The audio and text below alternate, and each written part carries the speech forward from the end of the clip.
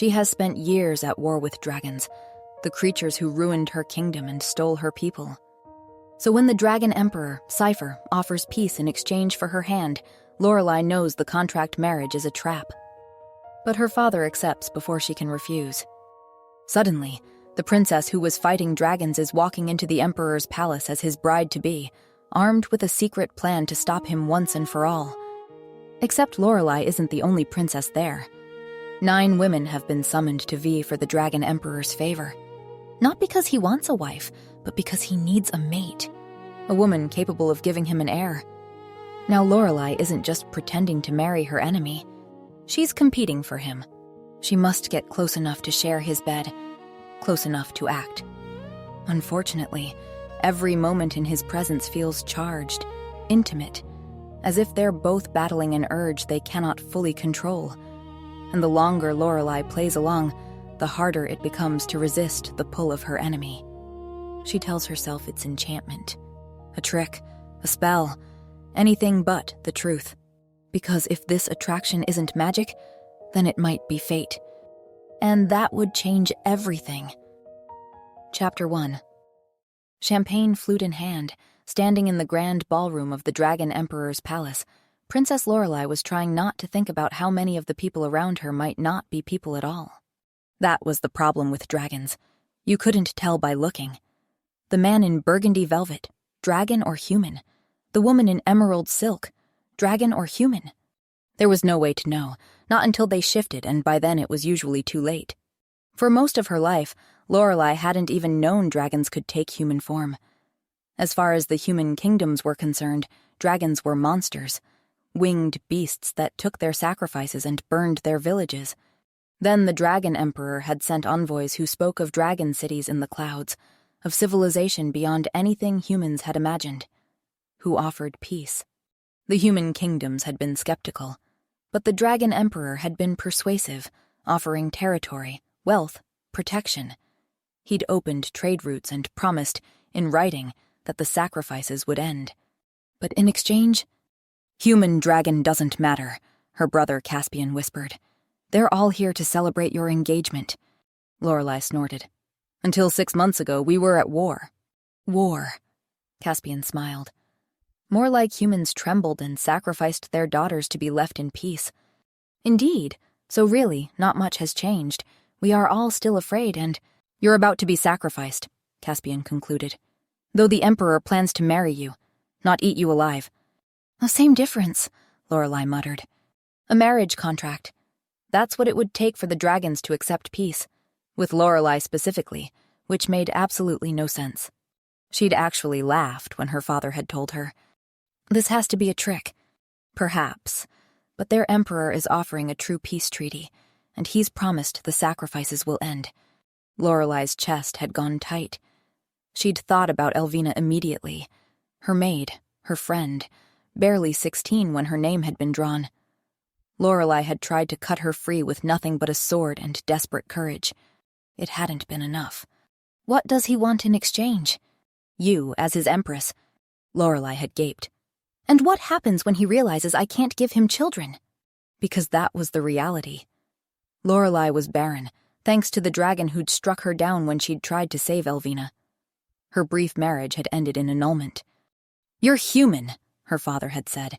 "He probably doesn't expect you to bear him an heir." "So what does he expect? A nice prop?" "This is our chance, Lorelei, to secure peace." She'd fled to her chambers. Caspian had found her an hour later. "I think it's a trap," he'd said. "The Dragon Emperor suddenly wants peace? Wants to marry a human woman he's never met? They've been taking our people for centuries. Why would that suddenly stop?" He'd been right. "Father's going to accept," she'd said quietly. "I know. So the question is, what are you going to do about it?"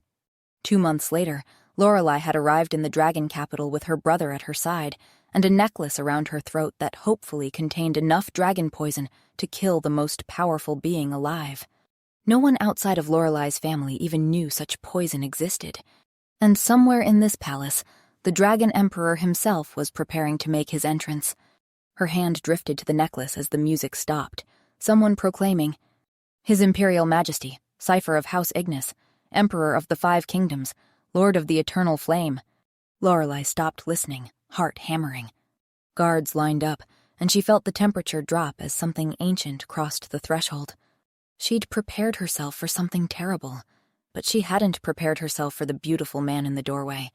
For his sharp cheekbones or his mouth, obscene in its perfection with a full lower lip, the upper one curved with just enough cruelty to make her stomach drop. He was tall, easily a head taller than any man in the room, with shoulders broad enough that her first thought was what it would feel like to be held against that chest. Her mouth went dry, and Lorelei's hand flew to the necklace, gripping the sapphire until the metal cut into her palm. He was a dragon, a monster. This attraction had to be magic. Dragons could do that, couldn't they? Seifer moved into the ballroom, greeting people with polite nods. His expression remained distant, bored, until his eyes found hers across the ballroom. The noise faded. There was only him and those burning eyes locked onto hers. Her knees nearly buckled.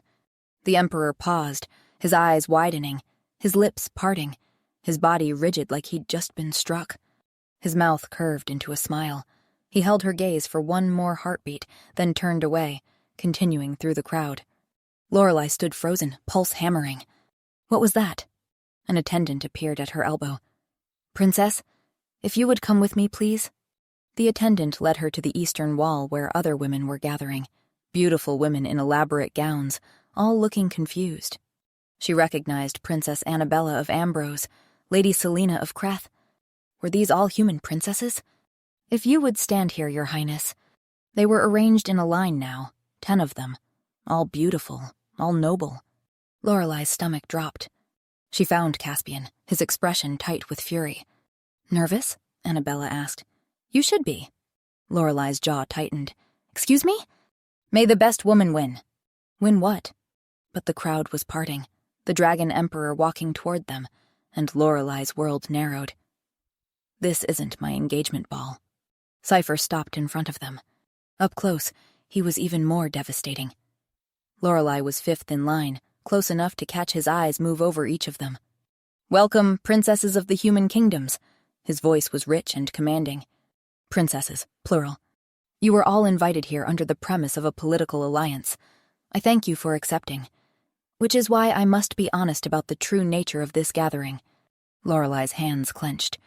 "I require a mate, for only a true mate bond can produce an heir, and such bonds cannot be forced. They simply are, or they are not." He paused. "For decades I have searched amongst other dragons, but recently a dragon king found his mate with a human woman. I could hardly believe it, but I supposed there is no harm in trying. I will not be choosing a bride tonight. Instead, I will take willing volunteers as mistresses.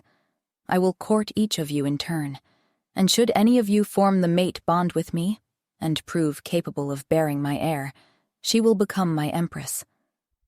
The ballroom erupted, gasps, whispers, and Lorelei gaped. She'd come here thinking she was the Emperor's chosen bride, but she was just one option among many. The humiliation burned. And worse, the memory of how she'd stared when he entered, how her body had responded. He'd probably thought she was just another desperate princess angling for a crown. Heat flooded her face. Seifer was walking down the line now. Before she could think better of it, the words spilled out. "Is this how dragons shop for mares?" The ballroom went dead silent. Seifer's eyebrows rose, but Lorelei went on. "What's next? Will you be assessing our teeth too?" Someone behind her gasped. Seifer tilted his head, smile widening. "You object to the process, princess?" Lorelei of Keldorn. "And yes, this may come as a surprise, but women do not tend to love being paraded like livestock." Seifer took a step closer. "Yet you came here willingly, didn't you?" "I was told this was a betrothal, a political alliance, not a competition for your bed." Seifer's smile turned predatory. Then he addressed the ballroom. "I've made my decision for this evening." Every person held their breath. "I will meet with one of you tonight, privately. Should Her Royal Highness be willing, of course." All the women went rigid. Seifer let the silence stretch. Then his gaze locked with Lorelei's. Intense, focused, like she was the only person in the room. Her breath caught as he took a step forward. Just one, but deliberate, His lips parted. The crowd leaned forward. He's going to say my name, Lorelei thought as Seifer held her gaze, then smiled, and turned away. Princess Annabella of Ambrose. Lorelei's mind blanked. Annabella stepped forward. Your Majesty, I'm honored. Seifer extended his hand. Shall we? He didn't look at Lorelei at all, just walked past her like she was invisible. To humiliate her, punish her for speaking up.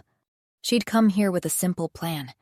Be his chosen bride, get close, strike when he was vulnerable. Now she was just another candidate in a competition she hadn't prepared for. She'd come here to kill the Dragon Emperor, but she wouldn't be able to do that if she couldn't seduce him first. Chapter 2. Lorelei paced her chambers like a caged animal, still wearing the ball gown that now felt like a costume of her own humiliation. He looked right at me, she complained. Smiled, stepped toward me, and then walked away with Annabella? Caspian leaned against the wall, arms crossed. Does it matter who he chose? Lorelei whirled on him. Of course it matters. How am I supposed to trap him if he's bedding some other woman? She forced herself to take a breath. The plan was to get close to him. I can't do that from a distance. Right, Caspian nodded. But he'll choose you eventually. Be patient. Patient, Lorelei groaned. The humiliation was still burning through her veins, hot and acidic. And he thinks he's so clever, she muttered. With his stupidly beautiful face. No one looks like that naturally. Caspian's eyebrows rose. Should I be worried? Lorelei shot him a look. He's using a spell, obviously, to lower defenses with those ridiculous cheekbones, and his perfectly tousled hair. Sister, and have you seen his shoulders? Or his sapphire eyes? Lorelei crossed her arms defensively. The whole package is designed to make women stupid. Well, it won't work on me. Right, Caspian said slowly, deeply unconvinced. Lorelei took a breath.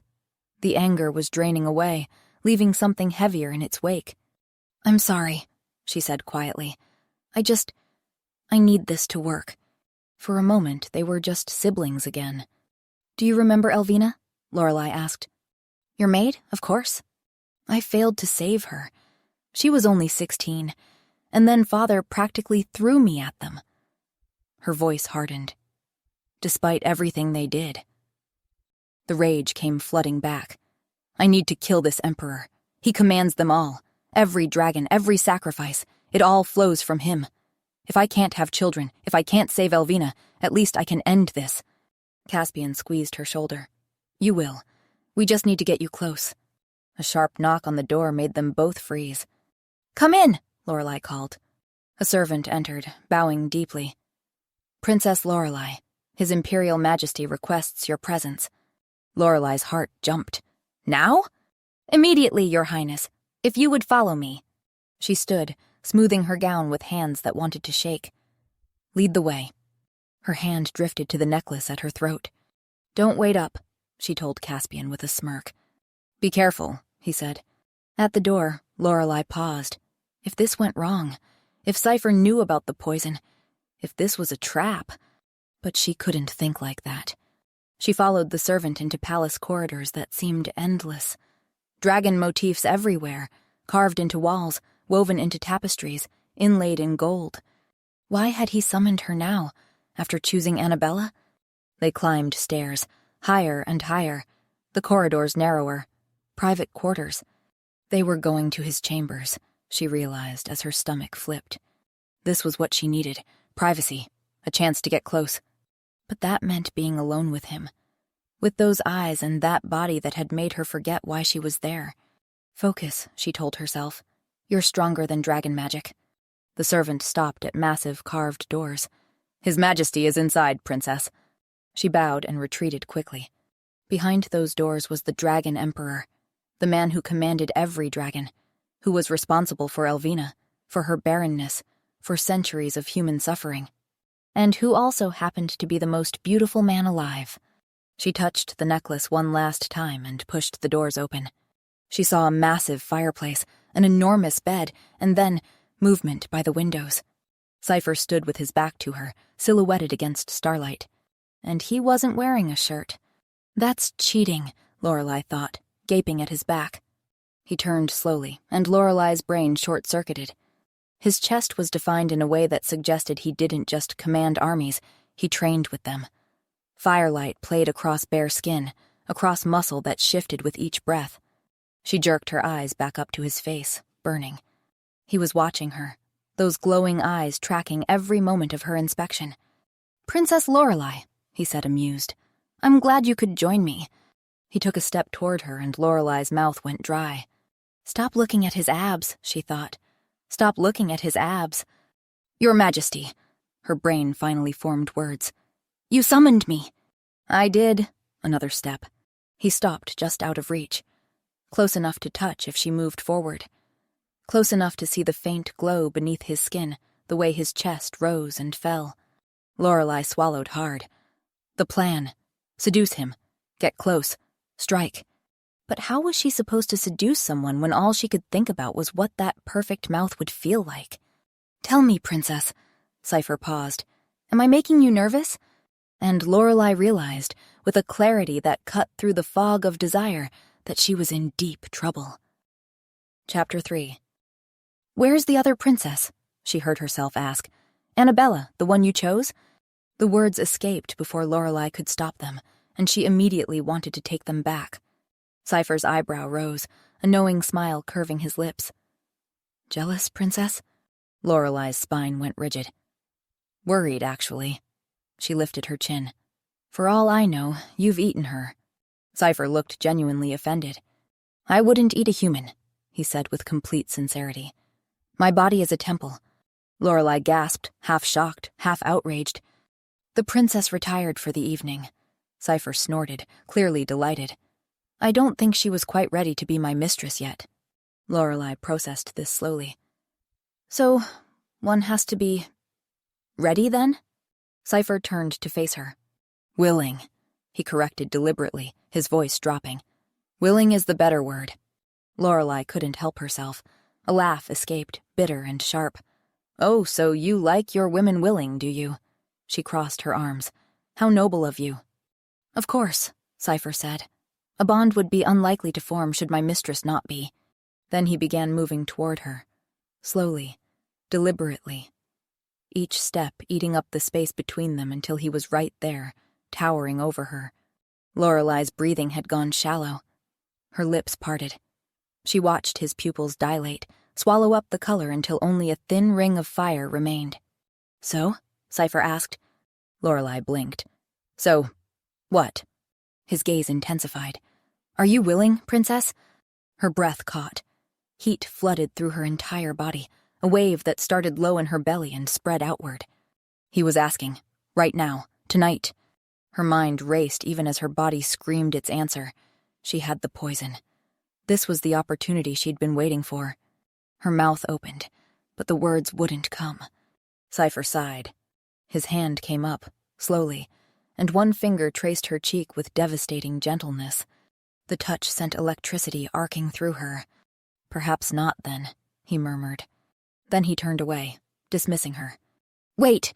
Lorelei protested, breathless. But Seifer didn't pause, just kept walking, shoulders set, stride purposeful. Panic clawed at her throat. "Wait, She couldn't let this opportunity slip away. "You may return to your chambers, Princess," he said, reaching the wine decanter. "I won't keep you." The dismissal stung like a slap. Lorelei scrambled for something, anything. "Traditionally, we humans have drinks first." She gestured toward his wine. "You know, get to know each other?" Seifer finally looked at her, one eyebrow raised. "Do you?" The words dripped with skepticism. Fascinating. The condescension made something hot twist in Lorelei's chest. "Well, I'm sorry," she snapped. "But you can't expect me to just—" She gestured helplessly. "Your Highness, if you're uneasy, you may leave." Seifer waved toward the door. "Nothing is keeping you here." Lorelei's pride flared. "I'm not uneasy. I am, in fact, very easy." Seifer snorted, actually snorted with laughter, the sound rich and warm. "That's not what I meant," Lorelei said, realizing. "All right." He beckoned her with one finger. "Just that, a simple gesture. Come here." She found it infuriating. The arrogance, the presumption. Then again, this was why she was here. to get close enough to poison him. Seifer waited. Well? Lorelei blinked. Well, what? His smile sharpened. Go ahead. He paused. Seduce me. Lorelei froze. What? Seifer leaned back against the window ledge, arms crossed, waiting. Seduce me, he repeated. Show me why I shouldn't call one of the other disposable human princesses and keep you instead. Lorelei's hand moved before her brain could catch up. Crack! Her palm connected with his cheek, the sound echoing through the chamber. Silence. Then Seifer laughed. He turned back to face her, eyes bright with genuine delight.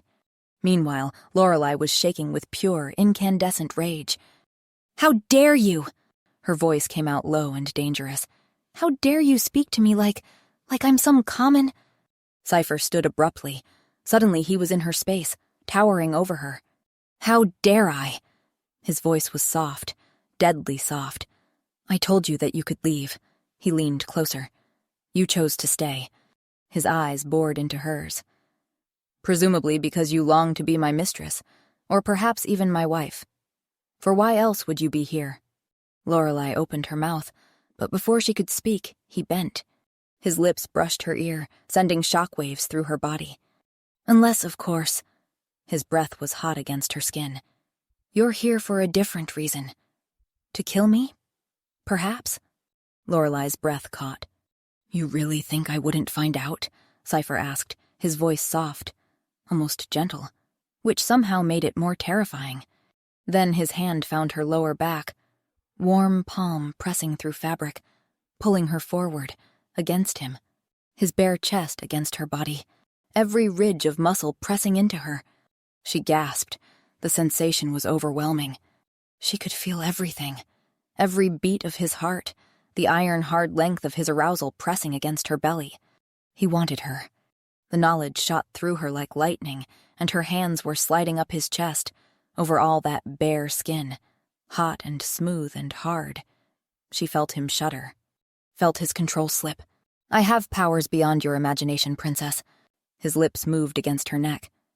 And an entire army of informants at my disposal. His hand spread wider on her back, possessive. Not all of them dragons. His breath ghosted over her throat. Some you probably thought were your friends. He nuzzled into the space between her neck and shoulder, and Lorelei trembled. She tried to speak. Seifer lifted his head, met her eyes. If you want to succeed... His gaze dropped to her mouth. Lingered there. I suggest you be a little more clever. His thumb stroked slowly up her spine. His gaze dropped to her lips again. Lorelei found her voice. I'm not trying to kill you, she whispered. Seifer's eyebrow arched. No? Lorelei shook her head. No. The lie hung between them. They both knew it was a lie. Then Lorelei pressed her lips to his.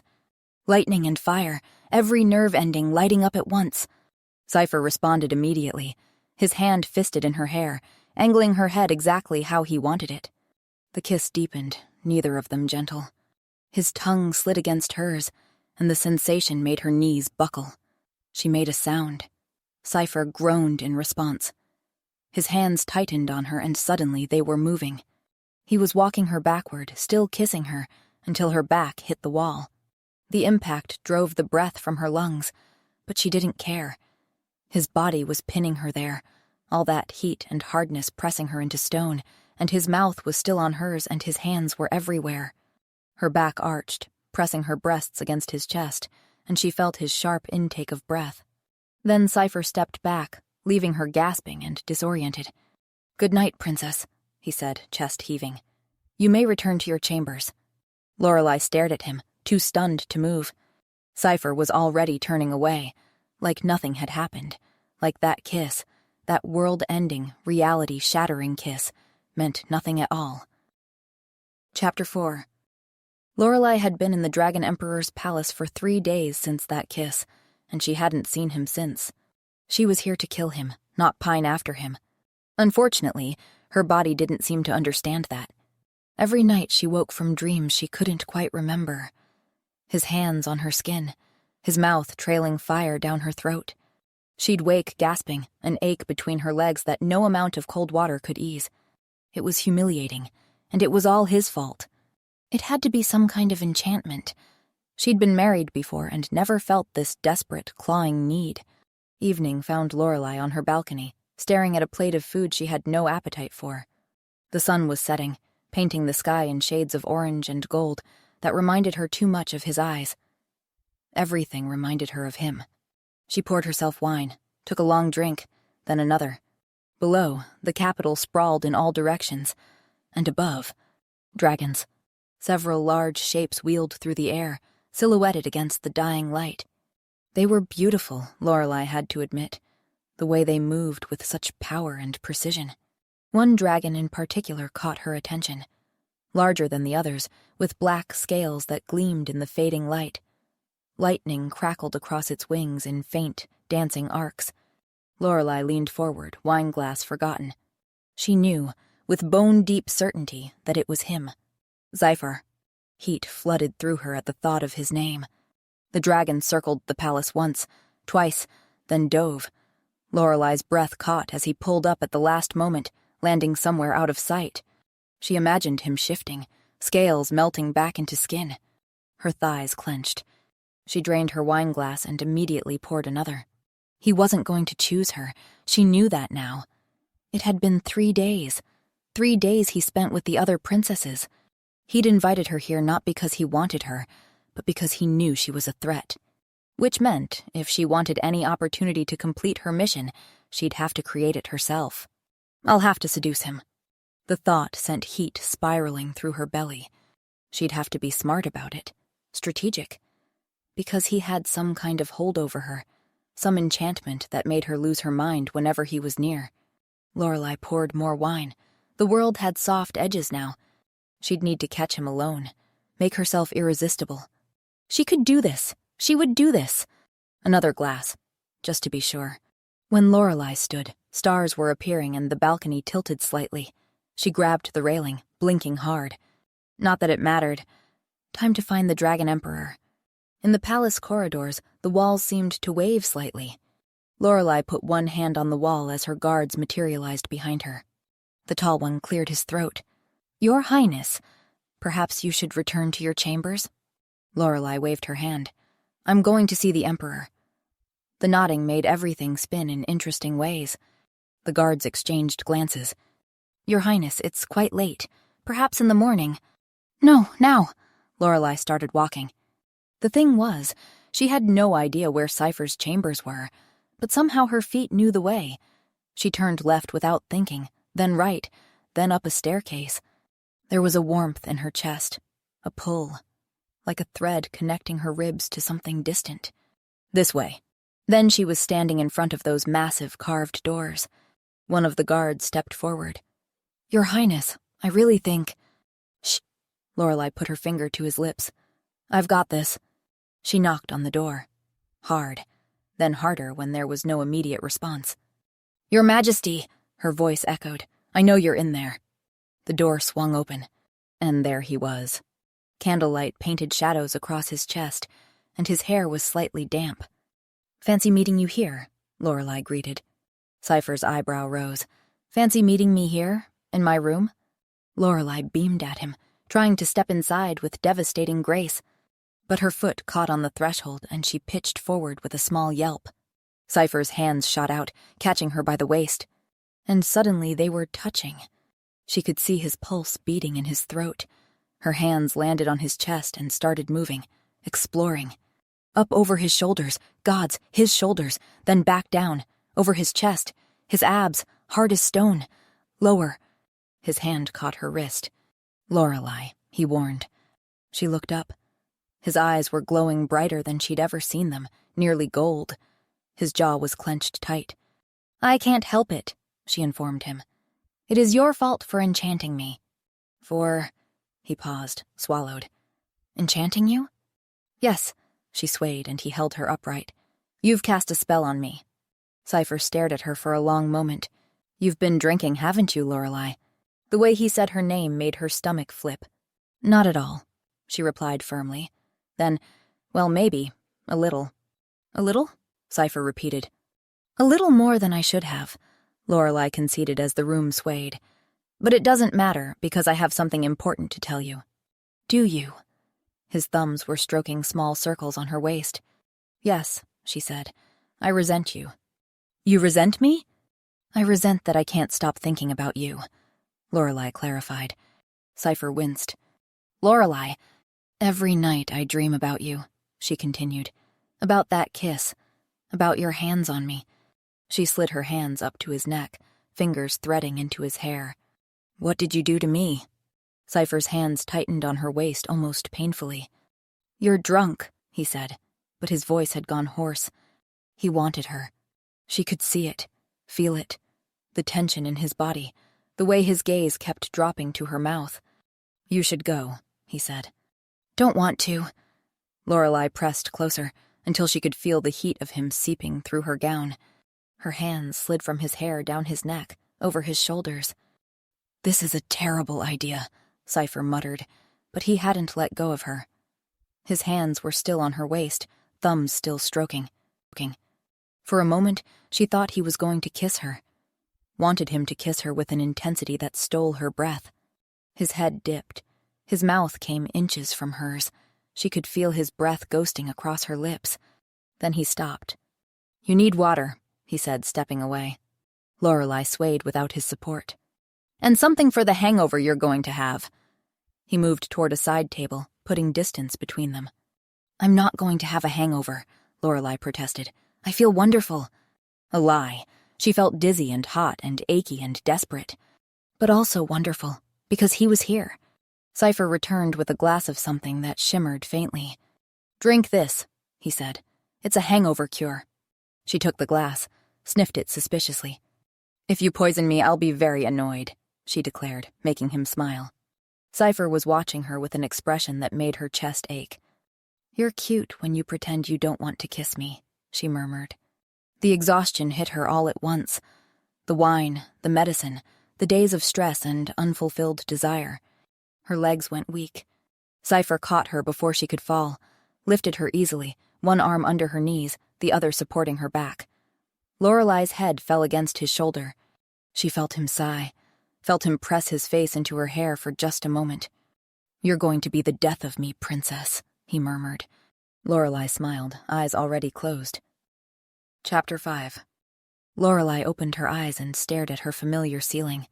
The last thing she remembered was falling asleep against Seifer's arms. She sat up with a gasp. She was still wearing her gown from last night, but someone, he, had tucked her carefully under the covers. The memory crashed back. Wine. So much wine. Deciding to seduce him. Lorelei covered her face with her hands and groaned. He'd carried her back, all the way through the palace without waking her. Lorelei forced herself to bathe and dress. When she emerged, breakfast had been laid out. She sat and nibbled at the bread, her mind replaying last night. What would she say when she saw him? A knock at the door made her heart jump.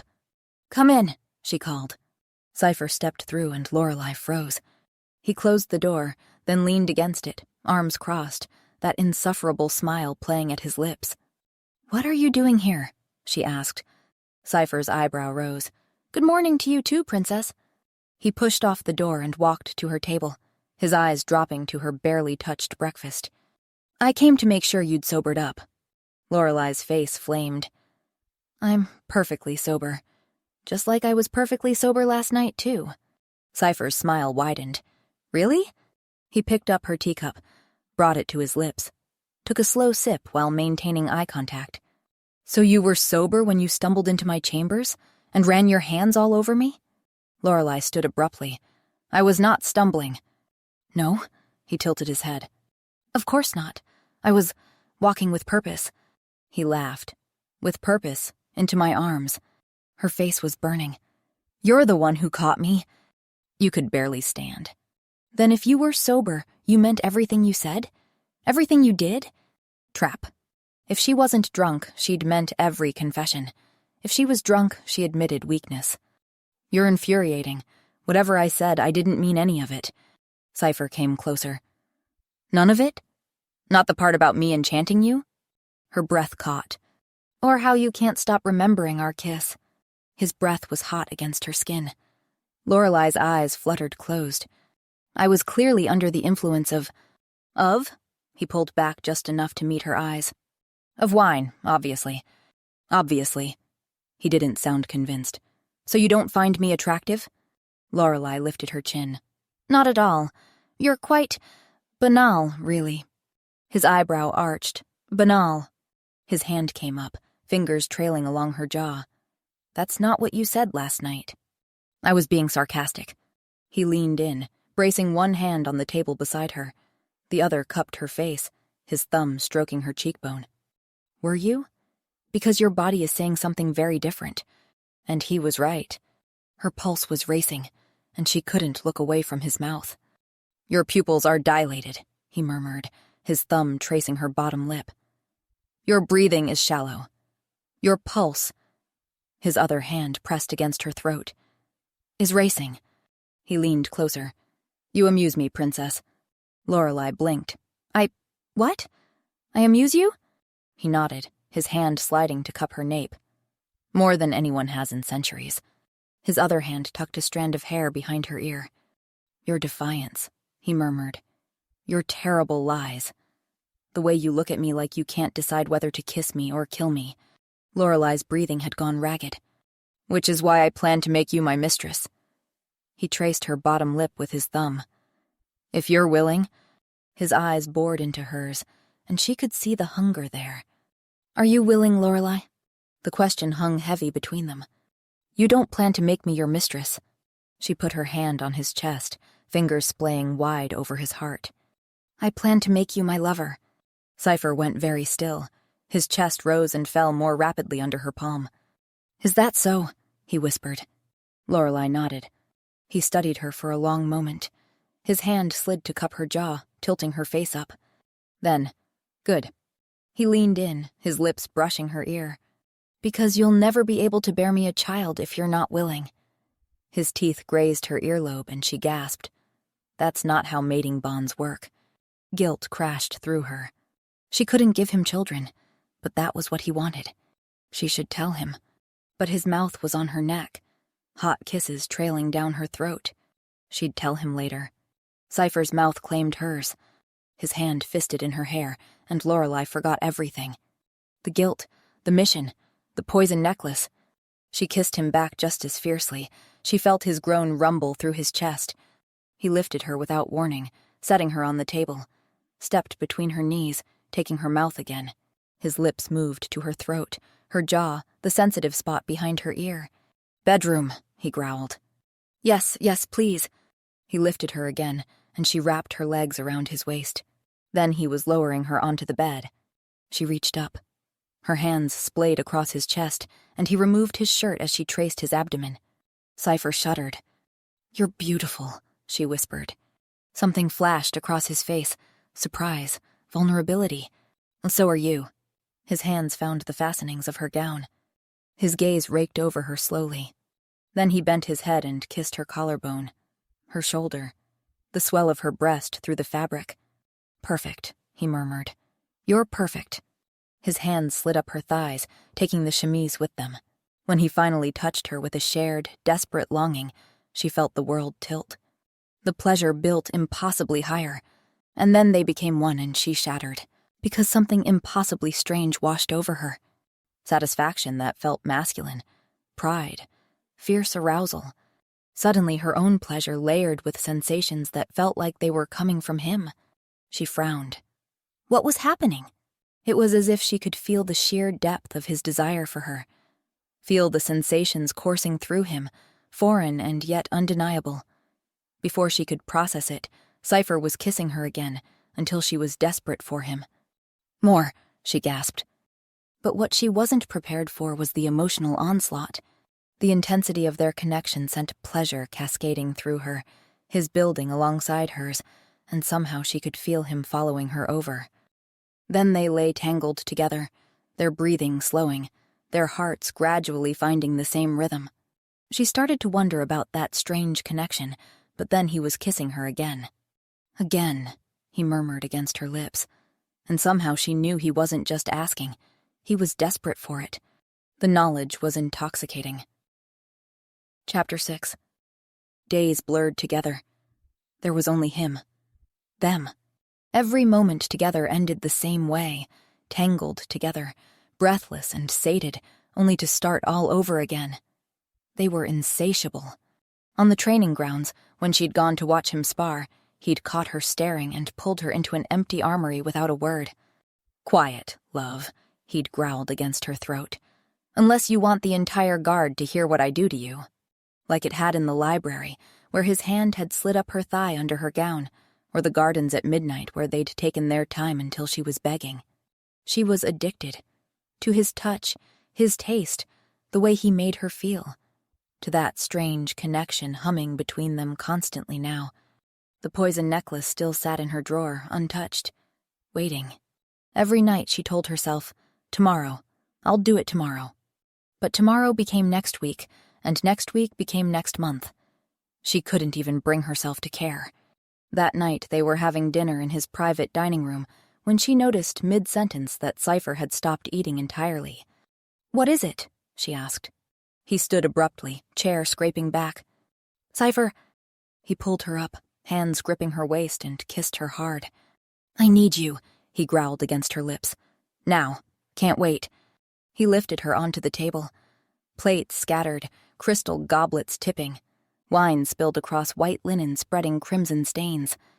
"You drive me insane," he muttered against her skin. "Can't focus on anything except having you." She could feel it washing over her. His craving, his need, that strange awareness between them carrying his emotions. "Always need you," he gasped against her throat. "Every moment. Never enough." "Yes." She could barely form words. "Yes, I know." Much later, as they lay tangled together in his massive bed, it occurred to Lorelei she'd never felt so connected to anyone. "What is this?" she whispered against his chest. "This connection. How come I can feel everything you feel?" "The mating bond," Seifer replied, stroking her hair. "It forms between true mates." Lorelei lifted her head to look at him. "Mates?" He met her eyes. "Dragons have one true mate. Our souls recognize each other." His thumb traced her cheekbone. "The bond lets us share sensation, emotion." His expression grew serious, vulnerable. "I knew the moment I saw you at the ball, Lorelei," he confessed, "that you were mine." Her breath caught as she remembered that first look across the ballroom. "I thought it was a spell," she admitted quietly. "So did I," he laughed, pulling her closer. "But it was just the bond, just fate telling me you're mine." His expression brightened with hope and excitement. "And it means you can give me a child," he said, his hand splayed possessively over her stomach. Lorelei went rigid, ice flooding her veins. "A child," she repeated. Seifer didn't notice, too caught up in his own thoughts. "I need an heir for succession," he said. "The Empire requires it, but it's more than that." His voice went softer. "I've been alone for so long, Lorelei. 1,000 years of duty, responsibility, isolation." Something washed over her through the connection, loneliness so deep and aching she nearly cried. "I want a family," he continued. "I want to watch a child grow, teach them, protect them." He looked at her then, eyes so vulnerable it destroyed her. "I want that with you," he said. Lorelei felt like she was drowning. The guilt was overwhelming, crushing. She couldn't give him that, couldn't give him children, because she was broken, and he had no idea. Seifer shifted, propping himself on one elbow. "Marry me," he said. Lorelei's heart stopped. "What did you just say?" He smiled. "Be my empress." His fingers traced her jaw. "My wife." She stared at him, speechless. Something warm flooded through her awareness. His certainty, his contentment, his assumption that she'd say yes. But her silence stretched too long. His smile faltered. "Lorelei?" His voice went quiet. "Do you not want to?" The vulnerability in those words destroyed her. She could feel him through the bond, the fear, the hope, the desperate need for her to say yes. And underneath it all, love. He loved her. The guilt threatened to suffocate her. She couldn't marry him, couldn't give him what he wanted. But then a thought struck her, cold and sharp. "It doesn't matter. I'm going to kill him, before he finds out." The thought should have been comforting. Instead, it made everything worse, so she kissed him instead. Desperately, trying to convey everything she couldn't say. He responded immediately. Relief flooded through the connection, taking her kiss as acceptance, and she let him believe it. They made love slower this time, more tender. He was reverent, worshipful, and washing over her through the bond, his joy, his love, his absolute certainty that this was forever. It broke her.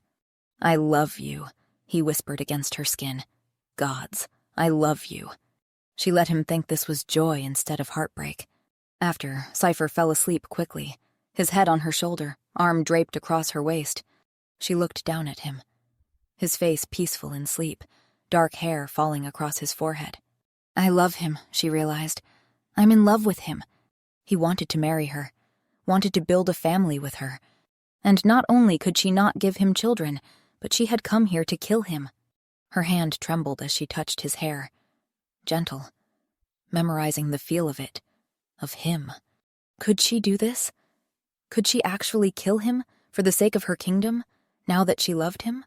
He murmured in his sleep as she slid out of bed. She couldn't stay, would break if she stayed. Lorelei pulled on a robe with shaking hands, moved to the door as quietly as she could. She returned to her own rooms and realized with a jolt that she hadn't been here alone in weeks. Time had blurred into a haze of him. Finally, the voice came from the shadows when she closed her door. Familiar. Unexpected. Lorelei spun, heart hammering. Caspian? Her brother stepped into the moonlight. He looked tired, angry, desperate. She'd been so distracted, so wrapped up in Seifer, that she hadn't noticed. What are you doing here? Her voice came out sharper than intended.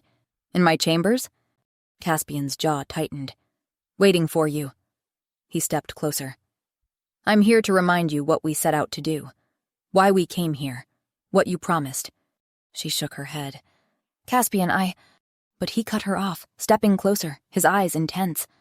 It's time, Lorelei. His voice dropped, deadly serious. Time we kill the Dragon Emperor, once and for all. Chapter 7. We have to kill him tonight, Caspian said. Before the enchantment he has on you takes hold completely. Lorelei shook her head, still reeling from finding him in her chambers.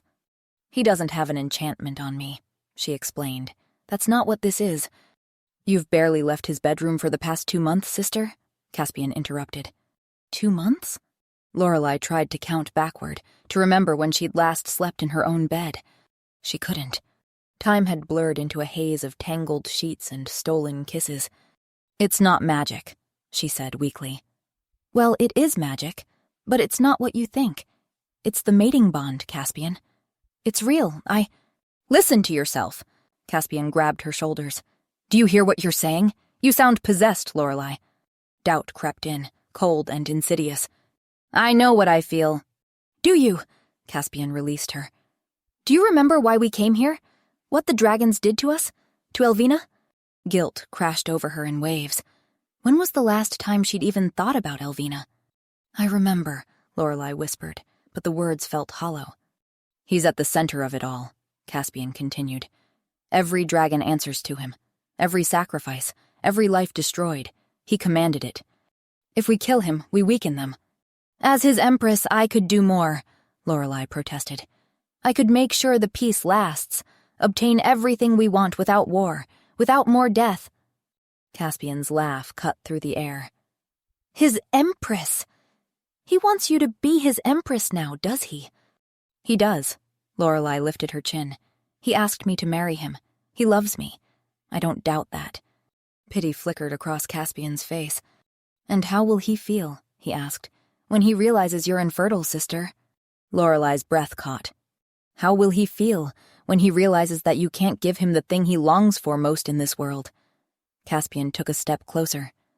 You really think he'll make you his empress, then? She opened her mouth, closed it. No words would come. Because this was the fear that kept her awake at night.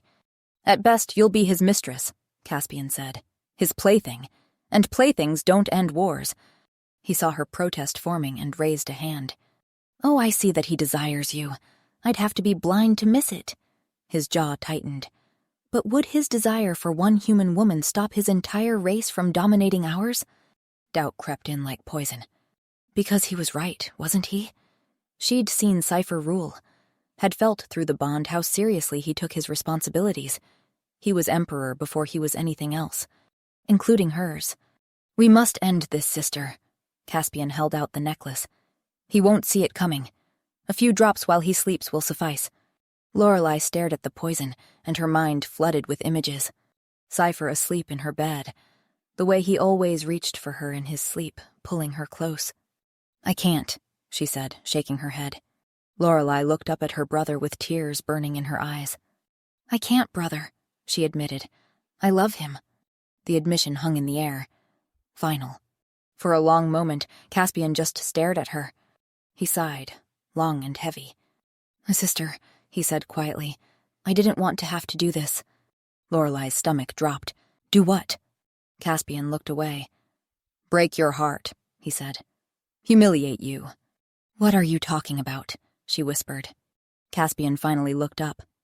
The Emperor has been manipulating you, Lorelei. Lorelei shook her head. No.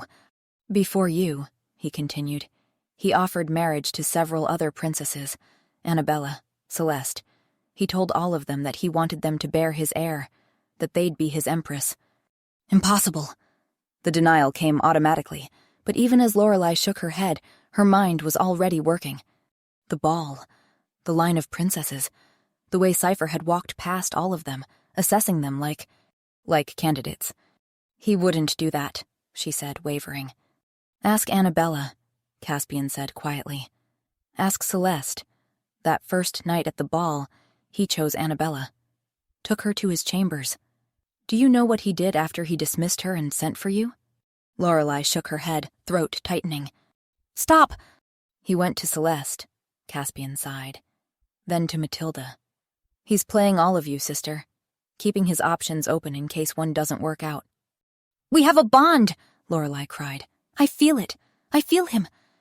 That may be so, Caspian said. But sister, despite this bond that may have surprised even him, what he wants most in the world is an heir. You've felt it yourself, haven't you? Lorelei closed her eyes against the memory. Seifer's loneliness washing over her, his longing for family, for a child. He'll stop at nothing to get it, Caspian said, even if it means courting 9 human women at once. He said he loved me, she said, her voice breaking. I'm sure he does love you. In his way. Caspian pulled her into his arms. As much as a dragon can love anything. But love doesn't change his priorities, sister. Lorelei's mind was reeling. The truth is that dragons have trouble sustaining a pregnancy, Caspian said. Ask around. You'll see it's true. Their numbers are declining because they can barely reproduce. Why do you think Seifer suddenly extended an olive branch to a species he's spent centuries ignoring? Lorelei shrugged. It's because no dragon has managed to give him a child. But recently, one dragon king found a human mate who bore him an heir. Caspian pulled back to look at her. Seifer has been obsessed with testing the theory. Don't you see? This is what this has all been about. Finding a human who can give him what dragons can't. The pieces clicked together with horrible clarity. The timing of Seifer's peace offer, the way he'd gathered princesses from across the human kingdoms. And because the chances are so low, Caspian continued, he's going to try with all 9 of you. Whoever can give him a child gets the crown. The rest... He shook his head. If you die trying to bear him an heir, he'll find others to replace you. You don't matter to him, Lorelei, Caspian whispered. Not the way you think you do. Not the way you matter to me. Tears burned hot tracks down Lorelei's cheeks. She wanted to deny it, but everything he was saying made such horrible, perfect sense. She'd seen Seifer with the other women, had felt through the bond how desperately he wanted a child, and she couldn't give him one. So, why would he choose her over the others? They're not like us, Lorelei. Caspian's voice pulled her back. They're cold-blooded ancient creatures desperate to reproduce and strengthen their numbers. And Seifer is their emperor, Caspian continued. His first duty is to his people. Of course, that would be his priority, over the love of a human who won't live even a fraction of his life. Lorelei crumbled. She'd felt the weight of the Empire pressing down on Seifer constantly. How could one human woman, even his mate, compete with that? Even so, she whispered. He swore he would bring peace between our peoples. He promised to get us to cooperate. Caspian's voice sharpened. To make human women willing to bear the risk. Has he told you? Has he told any of you about the real dangers you're facing? He stepped back. If you became pregnant, Lorelei, do you know what the chances are that you'd survive carrying a dragon child to term? She shook her head mutely. Close to none, Lorelei, and he hasn't warned you, hasn't given you a real choice. Caspian's jaw clenched. Because to him, you're just a human, a means to an end. Enough, she screamed. Enough, please. Her legs gave out. Lorelei sank to the floor, her hands pressed over her face as sobs racked her body. She loved him. Gods. She loved him so much it felt like her heart was being ripped out. But how could she trust that love when everything Caspian said made such perfect, horrible sense? Her brother knelt beside her and pulled her into his arms. I'm sorry, he murmured. I know it's not fair. They're protecting themselves, making sure their species survives. But we have to do the same, Lorelei. We have to protect our own. His arms tightened. It's our duty, to our people, to the girls like Elvina who can't protect themselves. Elvina, who had screamed for help, who Lorelei had failed to save. I know you don't want to hurt him, Caspian said, but you must do this, for your kingdom, for our people. Lorelei's mind was a chaos of warring thoughts. She loved Seifer, that was undeniable. But if he'd been manipulating her, if the bond was just a trick, if she was just one option among many, if he'd been willing to risk her life just to get an heir, could she really let that stand? Could she put her own heart above the safety of her people? If Seifer was thinking of his people first, then she had to do the same, even if it destroyed her. I'll do my duty, she heard herself say. The words came from far away, like someone else was speaking. Her voice sounded hollow, empty, like something inside her had died already. Chapter 8. The guards outside Seifer's chambers didn't even blink when she approached. They opened the doors with small bows. The room was dark except for moonlight streaming through the tall windows. And him. Seifer lay sprawled across black silk sheets, one arm flung across the space where she'd been sleeping. He was on his stomach, face turned toward her pillow, seeking her out even in sleep. I love you, Lorelei thought, standing frozen in the doorway, the poison necklace burning cold against her palm. She couldn't move, could only stare at him and feel her heart breaking. She loved him so much it felt like her chest was splitting open, and he'd betrayed her. But it hadn't stopped him from courting multiple women, from lying to her about the others being his lovers. She was disposable, one candidate among many. Lorelei forced herself to move, one step, then another. She reached the bed. He looked younger in sleep, peaceful. The man who'd held her through the night, the man she was about to kill. The bed dipped under her weight and Seifer shifted immediately, his hand finding her thigh. The touch nearly undid her. Her hand was shaking as she pulled the stopper from the poison vial. She leaned over him, bringing the vial closer. She thought of Elvina screaming as the dragon took her. It's your duty. But when she looked at his face, all she could think was that she wanted to kiss him instead. She reached out with her free hand and touched his lips. Her fingers traced the line of them. I love you, she thought desperately. I'm sorry. The vial touched his lips. Then his eyes opened. For a heartbeat, everything stopped. Then he smiled, that devastating smile that had undone her from the very beginning. Can't sleep? He murmured, voice rough with sleep. The voice he used only with her, or so she had believed. His gaze started to drift closed again, trusting. Then he saw the vial. His smile died. Lorelei? He asked, confused. His eyes sharpened. She watched him focus on the small glass vial, understanding dawning. What is this? He asked. She tried to pull away, but his hand shot out, catching her wrist. Lorelei. His voice changed, sharpened with fear. Were you trying to poison me? He said it like he couldn't quite believe it. She met his eyes. His expression crumbled. Not all at once, but piece by piece. Through the bond, devastation crashed over her. His hurt, his shock, his absolute incomprehension. "Why?" he whispered. The question shook her so badly that rage rose to fill the cracks. She jerked her wrist free and stood, moving away from the bed. He followed immediately, swinging his legs out of bed. "You dare ask me that!" she cried out. "You dare ask when—" "When what?" Seifer interrupted.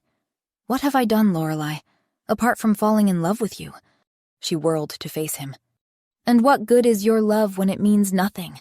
Her voice cracked. "When it hasn't stopped you from betraying me?" Seifer looked like she'd struck him. "Betraying you?" he repeated. "How?" "I know you've been courting all the other human princesses," she accused. "I know you asked them to be your empress too, to bear your child." "No," Seifer protested, face going pale. And through the bond she felt his guilt, sharp and undeniable. So it was true. "No," he said again. "That's... Lorelei, that was before I—" "Before what?" She cut him off. "Before you realized human lives were worth something too? Before I realized you were my mate," his voice rose. "The other half of my soul. Before I knew what we could be—" "Right," Lorelei nodded sharply. "Before that, though, you had no qualms putting our lives on the line, having us risk death trying to bear you a child." Her voice dropped to something dangerous. "Tell me, Seifer, were you ever going to warn me that pregnancy would likely kill me? Or were you planning to wait until I was already carrying your child to mention that little detail?" He looked startled. "It wouldn't," he said. "You're my mate. Our bond will sustain you, keep you safe. I would never—" "And what about the other princesses?" She cut through his explanation. "How will they be sustained? Or do you have a bond with all of us?" "Of course not." Seifer took a step toward her. "I've never slept with them. Never even— I merely discussed the possibility of marriage, courted them in case the bond didn't." "I don't believe you," Lorelei cried out. Through the bond, she felt his shock, his pain. "Lorelei, Caspian told me," she continued, "that you slept with them, that you promised them all the same things you promised me." "He's lying!" Seifer exclaimed. "Lorelei, please. You're my only lover. I swear it on my life, on my throne, on everything I am. I told you, only a true mate bond would result in a viable pregnancy. I would never risk the other princesses' lives needlessly." "And why not?" she asked. "When you've cared so little about human lives that you've been requiring sacrifices for decades." "I never required those sacrifices," Seifer snapped. "It was you, humans, who decided out of fear that you needed to appease us." He ran a hand through his hair. "We didn't correct the misunderstanding because if you could be so paranoid, so ready to believe the worst of us without evidence, then why would we trust you not to turn against us?" "Oh, please!" Lorelei's laugh was sharp. "Why would you even fear us? You're more powerful. And you're more numerous," Seifer cut across her. "Our numbers are in decline, Lorelei. A dragon child hasn't been born in years." "You took those sacrifices," Lorelei insisted. "So you'd leave us alone," Seifer said, his voice going soft. "But we never harmed them. They live among us now. Safe. I can take you to them if you'd like. Let you see for yourself." "How can I believe you?" Lorelei interrupted. "When you invited me here only to keep me as a hostage? When I saw with my own eyes you courting all those others?" She paused, swallowed painfully. "When it could have been any of them, and it would have made no difference to you?" she added, making Seifer recoil. "How can you say that?" Seifer said, anguished. "After everything we've shared." "Because it's true!" she cried out. "Me or them, it doesn't matter as long as a bond forms, does it? Would you have even chosen me without one? You didn't like me at first. Didn't choose me that first night." Her voice broke. "How do I know this bond isn't some kind of spell? You really think I'd lie to you?" Seifer asked. "About loving you?" Lorelei hesitated. She could feel him through the connection, his pain so profound it made her knees weak. It all felt real. But Caspian's words echoed in her mind. His people were dying, and he needed to save them. "Yes," she whispered. "I think you would, because you're the Emperor, and this is your duty, just like killing you is mine." Seifer went utterly still. Something shuddered behind his eyes. "Fine," he whispered. He extended his hand, palm up. "Fine." Lorelei stared at his hand, confused. "Give it to me," Seifer said. "Give you what?" Lorelei frowned. "You know what." Horror flooded through her. He meant the poison. He was going to have her arrested, executed. She handed him the vial with trembling fingers, waited for him to call the guards. But he didn't. Instead, he looked at the vial for a long moment, then at her. Slowly, he lifted it toward his mouth, his eyes never leaving hers. "What are you doing?" Lorelei asked, panic spiking through her. "I'm showing you that you can trust me," Seifer said simply. "What are you talking about?" Through the bond, she felt his determination. "Stop!" she was shouting now. "It's poison, you idiot! It'll kill you!" Seifer met her gaze. "It won't kill me," he said softly, "because you're going to save me." The vial was at his lips now. "What are you talking about?" She shook her head frantically. "I can't save you. Seifer, listen to me. There's no antidote." "Don't need one," Seifer declared. And then, before she could stop him, before she could knock it from his hand, he brought the vial to his lips and drank. Chapter 9. For one crystalline moment, nothing happened. Seifer just stood there in the moonlight, bare-chested and beautiful, looking at her with those burning eyes. Then his breath hitched. His hand flew to his chest, fingers splaying wide over his heart, and his eyes widened, pupils dilating until only a thin ring of gold remained. "What did you do?" Lorelei cried out, grabbing his face between her hands. His skin was already changing, going clammy and cold. "Seifer, what did you do?" she repeated. He was breathing too fast now, short, shallow pants. "I'm fine," Seifer managed. "Or I will be. Lorelei, listen." "You need to sit down," she interrupted. Terror clawed up her throat. She could feel him through the bond, feel something foreign and vicious spreading through his veins like black ice. "Guards!" Lorelei screamed.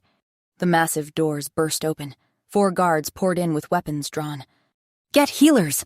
Lorelei's voice cracked. "Now! The Emperor has been poisoned!" The guards froze. The captain looked between her and Seifer with dawning horror. "Poisoned? By what?" "Just get them!" Lorelei didn't have time for this. Because through the bond, she could feel Seifer's thoughts fragmenting, growing dazed and distant. "I feel strange," he said, blinking heavily. "Lorelei, His knees buckled. She caught him as he fell, barely. His weight drove her backward. The marble was cold beneath them. Seifer's head landed in her lap, and she cradled it immediately. "Seifer," she pleaded, "stay with me." His eyes were unfocused now. "What is happening?" he asked, confused. Tears welled up in Lorelei's eyes. "Why did you drink it?" she sobbed. "Why would you do that? You absolute idiot. Why?"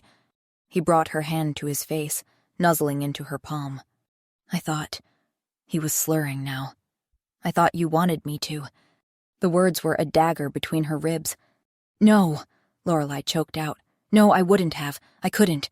Seifer, I'm so sorry. I was just angry. I was hurt. I didn't mean—" "Angry?"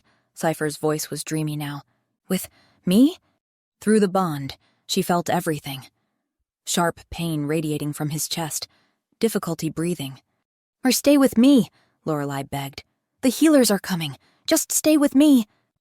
"I'll stay with you always," Seifer murmured. He smiled up at her, peaceful, relieved. "You're mine," he continued, his voice soft. "I waited centuries for you." His eyelids dropped. "So glad I found you. So glad—" "No." Lorelei slapped his face, not hard but sharp enough to startle. "Don't fall asleep. Seifer, you have to stay awake." His eyes opened again, confused and glassy. Then the doors crashed open again. The healers burst through, 3 of them moving with practiced urgency. "What happened?" the lead healer asked, already dropping to his knees beside them. "He was poisoned," Lorelei said. The healer's hands stilled. She looked up sharply. "Poisoned? By what?" "There's no poison in existence that could harm the Emperor. His dragon blood is immune to—" "There is now," Lorelei said. She met the woman's eyes. "And I gave it to him." Silence crashed through the room. The guards stared at her in shock. "Arrest her," a guard said, voice tight with fury. "She just confessed to assassinating—" "No!" Seifer's voice cut through the chaos, weak but commanding. His hand shot out, grabbing Lorelei's wrist. "Back away, all of you," he said.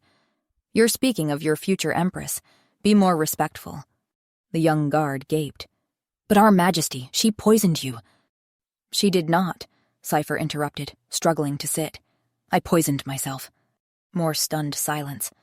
Lorelei started crying in earnest, great, shaking sobs. "It's my fault," Lorelei gasped. Seifer's hand left her wrist and found her face. His touch was gentle despite the tremors running through him. "You're my mate," he said softly, but with so much certainty and devotion. "You can heal me." Lorelei stared at him through her tears. "I'm not a healer." "You don't need to be," Seifer said. His eyes were closing again. She could feel him slipping away. "Only you can save me, Lorelei," Seifer whispered. Then his hand fell from her face. His body went completely limp in her arms. "Seifer?" Lorelei shook him gently, then harder when he didn't respond. "Nothing." Through the bond, she felt the poison seeping through him like darkness spreading across light. "I don't understand!" Lorelei exclaimed. The head healer was staring at Seifer with an expression caught between horror and fascination. "I think I know what he means," she said slowly. "Then tell me!" Lorelei screamed. "Through mate bonds, you can share life force," the healer explained. "It's a power unique to true dragon mates, a way for bonded pairs to sustain each other when one is dying." "But I'm not a dragon," Lorelei started. "You don't have to be," the healer said. She leaned forward, her eyes urgent. "One of the dragon kings, Jesper of the Northern Territories, took a human mate. Last year there was an assassination attempt on his life. Poison arrows. He should have died within hours." Lorelei's mind flashed back. The girl they'd been trying to save. Ophelia. The massive white dragon she'd shot with 3 poisoned arrows. "Try," the healer urged. "You're the Emperor's mate. If anyone can save him, it's you." Lorelei looked down at Seifer. His face was pale as death. His lips were going blue. She pressed her hands to his chest and tried. Closed her eyes and reached for that connection between them. Nothing happened. "It's not working," she panicked. "Keep trying," the healer said. "Focus on the bond, on what connects you." But all Lorelei could feel was him dying. "What about one of the other princesses?" she asked, grasping at anything. "Maybe they could. Maybe if one of them tried. His Majesty doesn't share a bond with anyone else," the healer said firmly. "True mates are rare, Your Highness. Once in a lifetime. You are his. There is no one else." The words hit her like lightning. There is no one else. And Seifer had drunk poison. Actual poison that was killing him right now. Just to prove that to her. He'd done it all on purpose to make her see, she realized. That stupid, foolish, arrogant, beautiful dragon. Rage flooded through her. Hot and fierce. It burned away the fear, the panic, leaving only fury. How dare he? How dare he make her watch him die just to prove a point? She was going to save him. And then she was going to kill him. "You don't get to do this," Lorelei growled. Her hands pressed harder against his chest. "You don't get to prove your love by dying, you absolute idiot." Something shifted. A warmth bloomed under her palms. Faint at first, then growing stronger. "It's working!" one of the younger guards gasped. But Lorelei barely heard them. She was focused entirely on the bond. On the golden thread connecting her to Seifer. On pouring everything she had into it. Her anger, her determination, her absolute refusal to let him go. "You're mine," she thought fiercely, "and I'm not done with you yet." The light grew brighter, spilling out from between her fingers. She felt it flowing through the connection, her life force mixing with his. "Come back to me. That's an order, you bastard." Seifer gasped. His eyes flew open, glowing so bright they were almost white. Everyone in the room gasped. Through the bond, Lorelei felt the cold and pain receding, felt warmth flooding back into him. "Seifer," she breathed. His eyes found hers immediately. He smiled, then frowned, confused, taking in the tears running down her cheeks. "Lorelei?" he asked. His hand came up slowly to cup her cheek. You saved me, he said dazedly. You idiot, Lorelei screamed. She grabbed his shoulders with both hands and shook him. You absolute fool, you could have died.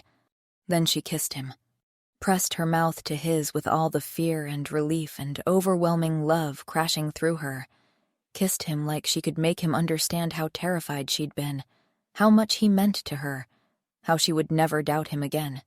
Seifer's hand slid into her hair, pulling her closer despite his exhaustion, kissing her with lazy contentment. When they finally broke apart, he was still smiling. I love you, he murmured, his voice soft and drowsy but utterly certain. And despite everything, despite the fear and the pain and the poison that had nearly killed him, Lorelei laughed through her tears. Epilogue. 3 months later, Lorelei lay tangled in silk sheets with her husband, her mate, both of them still breathing hard, skin slick with sweat. Seifer's arm was wrapped possessively around her waist, his other hand lazily stroking through her hair. He pressed kisses to her temple, her cheek, her lips, like he couldn't get enough even after everything they'd just done. I love you, he murmured against her mouth. I know, she said, smiling. Then softer. I love you too. She could feel his contentment through the bond, warm and golden and absolutely certain. 3 months of marriage and he still looked at her like she was a miracle. But there was something she needed to tell him. Her smile faltered, her hand pressed against his chest, feeling his heartbeat slow. Seifer, she started, then hesitated. Remember how I told you I was infertile? His expression changed immediately, went soft and pained. He cupped her face with devastating gentleness. My love, Seifer said, his voice tender. I told you. You are my mate and nothing will change that. I have you. I'm not alone anymore. That's all I need. That's everything. Lorelei's chest tightened with love. She kissed him to stop the words, to stop him from trying to convince her he didn't care about the one thing she knew he wanted most. When she pulled back, she was smiling. I know, she said, and I'm glad I'm enough for you.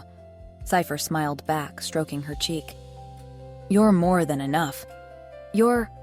But also, Lorelei interrupted, her smile widening. Turns out I'm pregnant. Seifer froze. What? His voice was strangled, shocked, like she'd just told him dragons could fly to the moon. I couldn't believe it either, Lorelei said, watching his face carefully. But the healers confirmed it this morning. 3 times, actually, because I kept making them check again. What? Seifer said again. His hand moved to her stomach, pressing there with trembling fingers. You're going to be a father, Lorelei confirmed. For a moment, Seifer just stared at her. Then he laughed. Pure joy, bright and unrestrained, seeped through their bond. He pulled her into his arms and kissed her deep. A child, he whispered against her lips between kisses. Our child. I know, she said, laughing now too, tears streaming down her face. And as Seifer held her close, his hand protective over the new life growing inside her, Lorelei sent a silent thanks to whatever fate had brought them together. She'd come here to kill him. Instead, she'd found everything she'd never known she needed.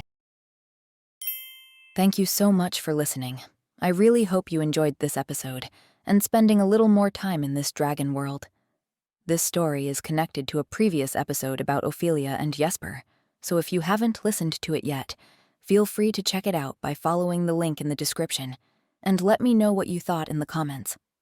Would you like me to explore this world more in future stories, or dive into entirely new ones? If so, I'd love to know which ones. Much love, Lily.